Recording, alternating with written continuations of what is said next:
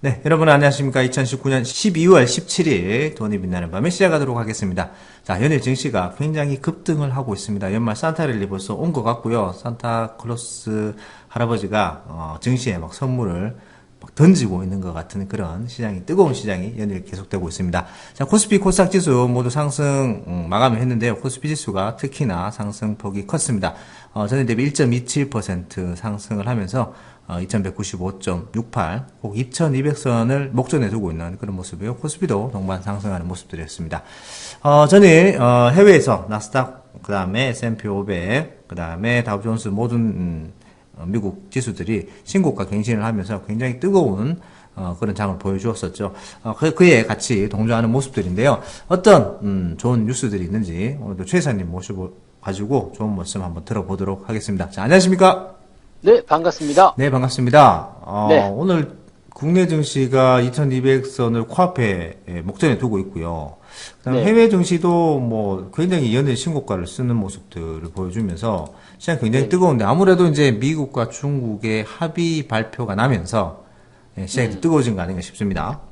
네, 맞습니다. 뭐 음, 가장 큰 재료는 그거겠죠. 이게 네네. 미국과 중국의 일단은 1차 합의가 이루어졌다. 음, 뭐 이제 서명은 이제 1월 달 중에 하겠다라지만 일단 완전히 뭐 네네. 합의가 된 것으로 지금 되었기 때문에 네네. 긍정적이고요. 여기다가 음, 이제 중국의 경제 지표까지 좀 좋게 나왔어요. 네네네. 네, 이게 근데 약간 착시 현상을 좀 일으킬 수 있는 게 음, 합의가 일어나고 나서 경제 지표가 좋게 나오니까 이 음. 합의가 이루어져서 경제 지표가 좋아진 것이다 이렇게 생각하실 수 있는데 절대 더 그런 건 아니고요. 좋아졌다. 뭐 이렇게 나올 수 있겠네요. 네네네. 그런 건 아니죠. 그래서 네네. 이게 11월 달 소매 음, 판매이고 또 산업 음, 생산이라서 이제 소매 판매 같은 경우는 이제 관군제 같은 경우가 11월 11일 날 네네. 네, 그때 있었죠. 그래서 음, 그때 전년 대비해서 8% 정도 음, 늘어났다. 이런 집계가 네네. 나왔는데, 네네. 이 소매는 계속적으로 늘어나게 되어 있습니다. 그래서 음, 뭐 올해보다도 내년에 관군제가 되면은 더 많은 판매가 일어날 것으로 생각돼요. 그래서 네네. 요거는 그렇게 늘어나는 부분들이고, 이제 우리가 주목해야 될 것은 이제 11월 달에 산업 생산이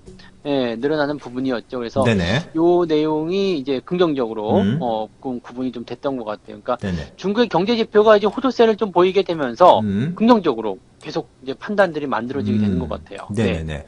뭐, 예상했던 대로 어떤 12월이 가기 전에, 올해 연말이 가기 전에 중국과 미국 간의 어떤 합의가 이루어질 것이다라는, 예상을 많이 했었습니다. 중간중간에 어떤 서로 간의 트러블이 많았습니다. 결국 이제 합의를 하게 되고, 어떤 그에 네. 따른 세계 경제에 대한 어떤 위험이 좀 감소되면서 주가들이 동반 상승하는 모습들인데, 이보다 더 좋을 수 없을 정도로 연말에 굉장히 또 랠리를 보여주면서 시장이 뜨거워지는 것 같습니다. 동반해서, 국내 쪽에서도 부동산 대출 규제가 이제 또 발생이 아, 네. 되었는데, 이게 또 얘기가 많이 많아요. 갑자기 느닷없다. 그래서 이 대출을 받으시는 분들, 집을 실수요자들은 문제가 많다라고 얘기를 하는데, 부동산에서 이제 어떤 네. 자금들이 증시로 옮겨올 수 있는 것도 단초를 마련했다라는 얘기도 있거든요.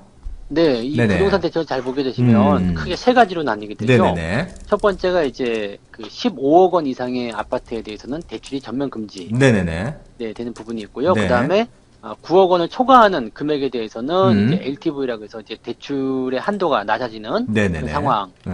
그 다음에 이제 그 양도세라든지 이런 부분들이 이제 음, 그 기간이 좀 축소가 되고요. 네네. 그 다음에 약간의 출구를 열어둠으로 인해 가지고 이제 음, 두 집을 가지고 있는 사람들이 팔 수 음, 있게끔 유도를 하는 그런 법안들이 만들어졌어요. 네네네. 근데 이게 뭐 그냥 유예 기간이 아니라 당장 시행이다 하니까 지금 당장부터 대출이 안 되는 거예요. 네네네. 근데 이게 문제는 여기서 이제 발생을 하게 되는데 어떤 음, 문제냐면 15억 원 이상을 현금을 주고 살 수 있는 사람이 없거든요. 잘 없겠죠. 완전 예. 이게 갑부나 대거부가 아닌 이상은, 그렇죠. 네, 근데 서민들이, 이게 뭐 예. 개인이고 임대사업자고 뭐 음, 법인이고 전부 다 통틀어가지고 다 안 된다 그래 버리니까 네네네. 사실 웬만한 법인에서도 15억 원 이상의 그런 그 부동산을 음, 그 대출 없이 살 수 있는 것도 쉽지 않을 거란 말이에요. 네네네. 그러니까 개인들 입장에서는 더 할 말 없겠죠. 음, 그러니까 이런 상황이 있다라면 이제 일단 사는 사람이 없어지는 거죠. 네네네.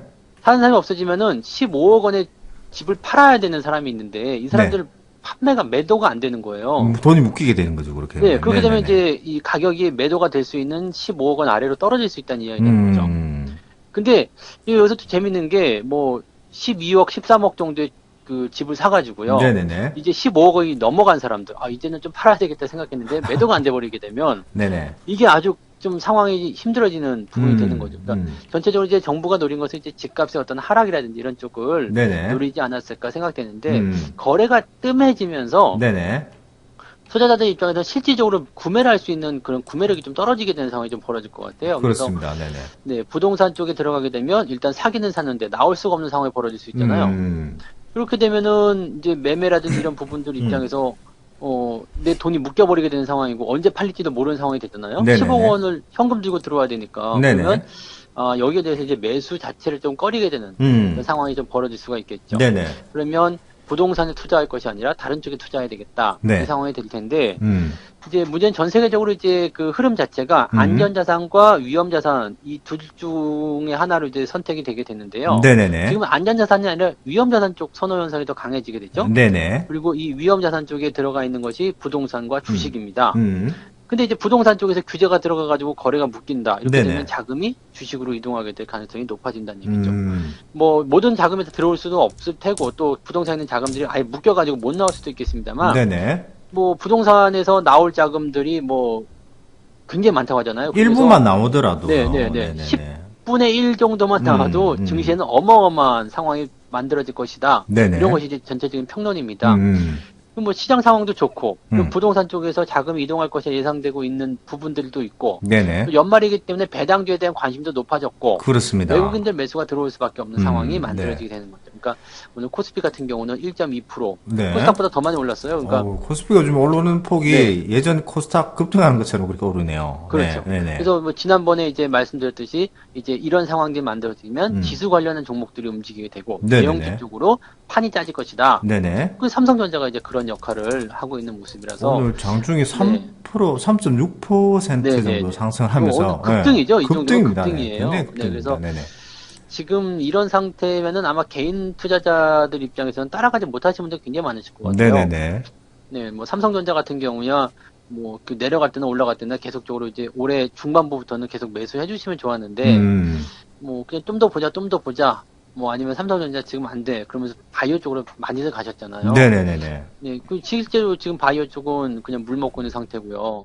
지금 이 대형주들이 올라가니까 시장의 상황에 따라서 이렇게 흐름을 잘 타고 들어가야지 되는데 이게 또 잘못하시는 분들은 조금 좋은 장에서 그냥 음, 구경만 하게 되시는 게 아닐까 살짝 걱정이 네네네. 좀 되는데 그래도 뭐 지금 시점도 늦지 않아도 생각해요. 뭐 네네네. 삼성전자를 지금 사야 되는 건 아니겠습니다만 네네. 또 이제 지금 이런 장세 속에서 네. 만들어낸 종목들은 충분히 많겠죠. 그런 네. 것들을 이제 찾아 나서셔야 되지 않겠나. 네, 이렇게 좀 판단이 좀 됩니다. 뭐, 이제 보란 듯이 시총 1위인 삼성전자가 급등을 하면서, 뭐, 이 삼성전자 네, 같은 누구나 다 아는 초우량주고, 우리나라 국내 증시를 대표하는 종목이다 보니까, 이런 종목이 상승하면서, 어떻게 보면은 위험자산의 어떤, 제일 대표하는 종목도 괜찮다, 네, 나름 수익률이 괜찮다라면서, 그렇죠. 배당도 또 많이 주는 종목이다 보니, 네, 네, 네. 꼭목깔모가 되는 종목이다. 이렇게 보여주면서, 시장이 천천히 자금이 좀, 흐름이 조금 바뀐다면은, 증시에 굉장히 큰 네. 도움이 될 거라는 생각이 들고, 외국인들도 근래 또 매수세를 계속해서 보여주고 있네요. 뭐, 그렇죠. 이게 이 증시에서, 외국인들이 네네. 매수가 들어오게 되면 음, 삼성전자를 비롯한 이런 대형주 쪽에 무조건 쏠릴 수밖에 없거든요. 네네네.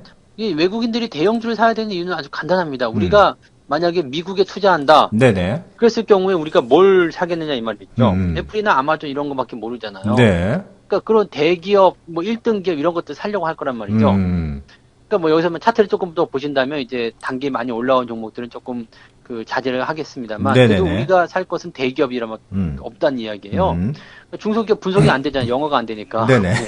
뭐 기업 분석이 안 되잖아요. 근데 네네. 외국인도 마찬가지죠. 음, 뭐 우리나라 기업, 중소기업에 대해서 뭐 잘 아는 사람들이 어떻게 되겠습니다만 네네. 대부분의 외국인들은 모른다는 이야기죠. 음, 그러니까 이런 상황이 된다면 대기업 쪽에 몰리게 될 테고 네. 삼성전자 누구나 다 아는 기업이기 음, 때문에 이런 식으로 매수가 들어올 수밖에 없다는 이야기죠.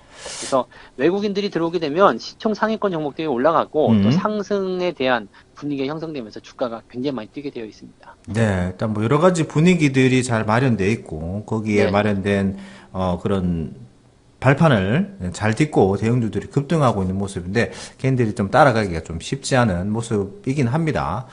이럴 때 그러나 따라가야 돼요. 네. 마음을 딱 먹고서. 네. 네. 그래도 시장에 강한 종목을 찾으신다면은 관심을 가져보시고 또 이게 너무 급등했을 그렇죠. 때는 피해서 좀 눌림목이 나온다면 강력하게 한번 들어가 보시는 그런 것들을 마련해 보시는 것도 괜찮아 보입니다.